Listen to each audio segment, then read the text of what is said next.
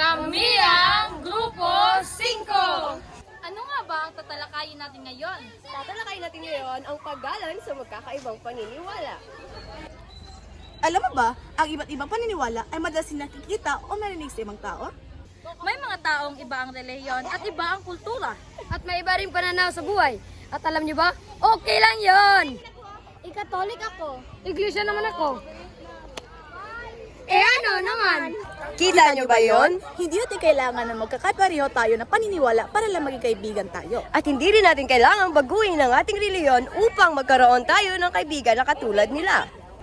Ang tunay na pagpapalaga ay nagsisimula sa paggalang.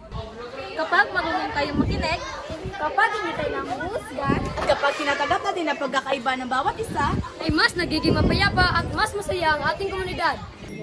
Kaya sa susunod na may makikilala kang taong may ibang paniniwala sa iyo ay huwag mo silang husgahan, kundi sila ay respetuhin mo rin. At saka heto pa, gusto niyo pa malaman kung ano ang pinakamagandang gawin kapag may nakasalubong tayong may ibang relihiyon?